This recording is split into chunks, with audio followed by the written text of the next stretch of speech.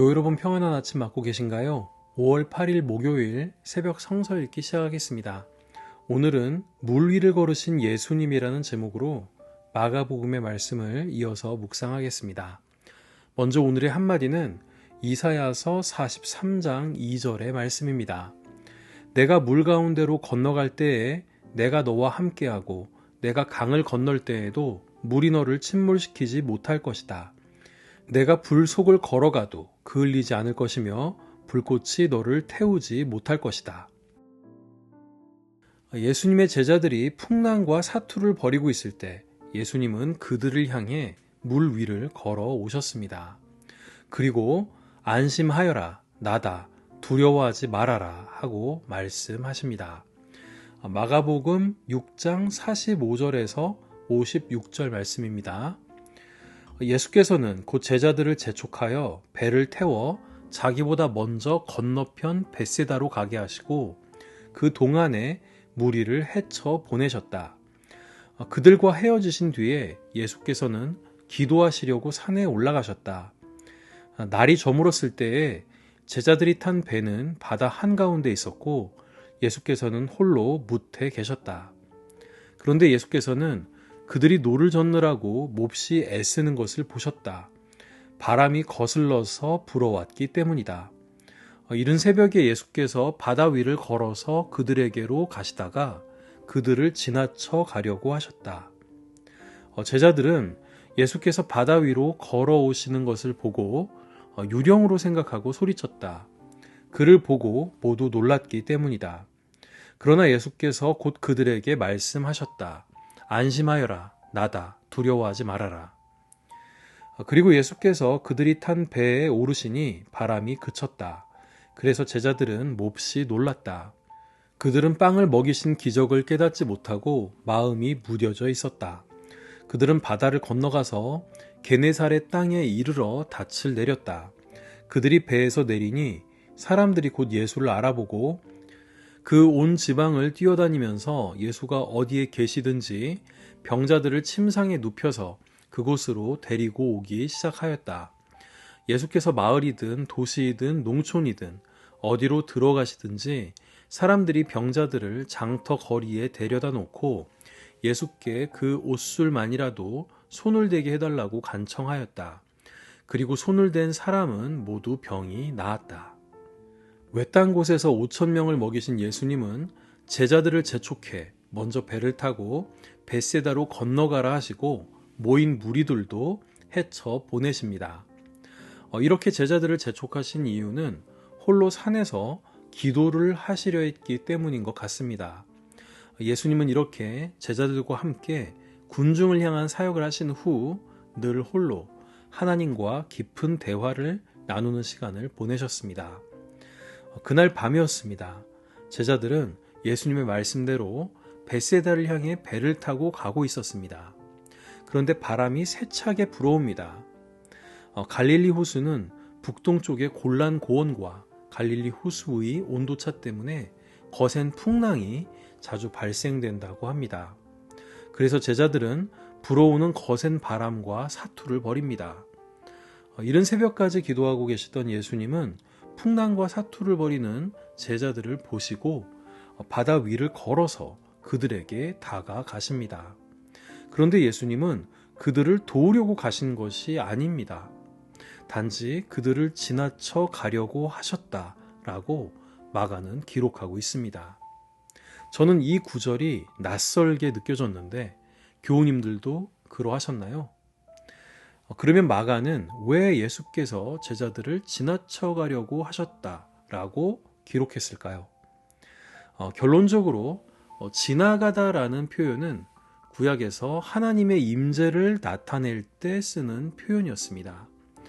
출애굽기 33장에서 이스라엘 백성이 금송아지를 만들어서 숭배를 하자 하나님이 진노하시는 장면이 나옵니다.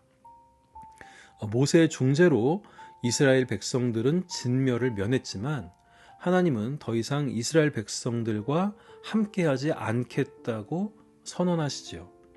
그때 모세는 다시 한번 이스라엘 백성과 동행해달라고 주님께 간구합니다.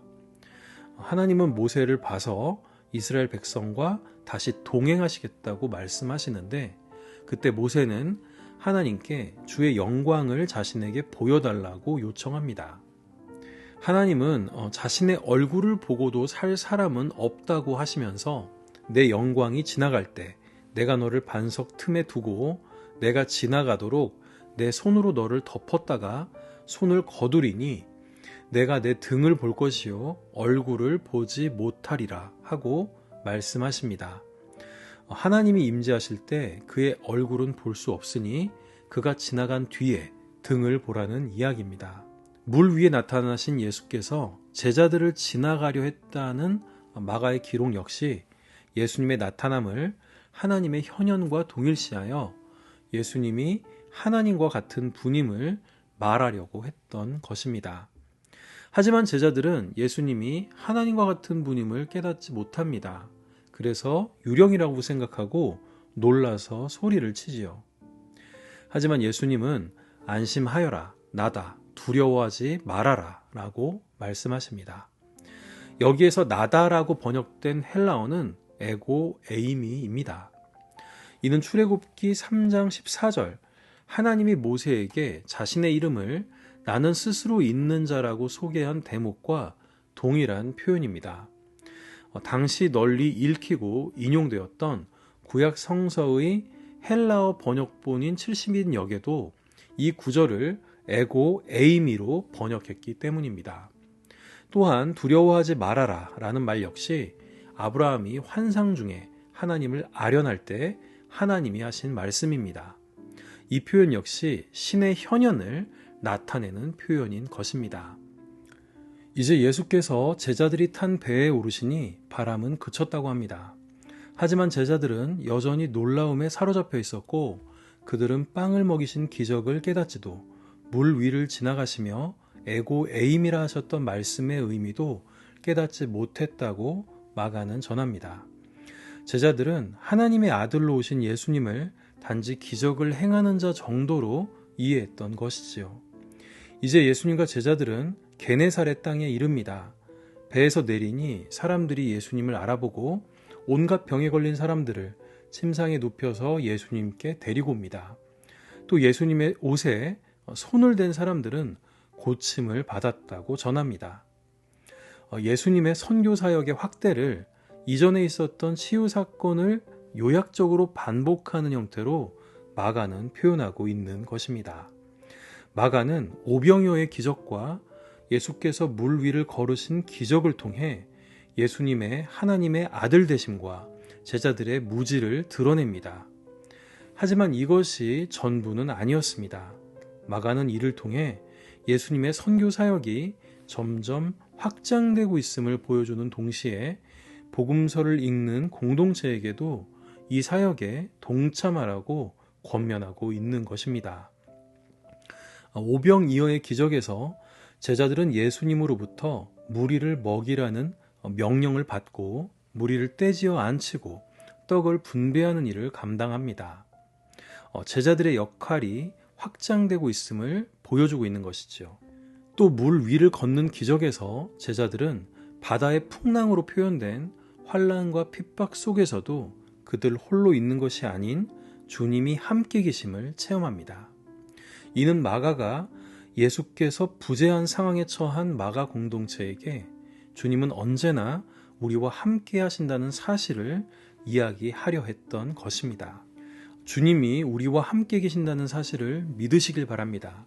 그래서 기득권의 발악으로 인한 거센 바람이 아무리 우리를 방해하더라도 예수께서 우리와 함께 계신다는 사실을 믿고 힘껏 노저 갔으면 좋겠습니다. 함께 기도하겠습니다. 세상 바다의 거센 풍랑을 만날지라도 우리와 늘 함께 하시는 주님을 믿습니다.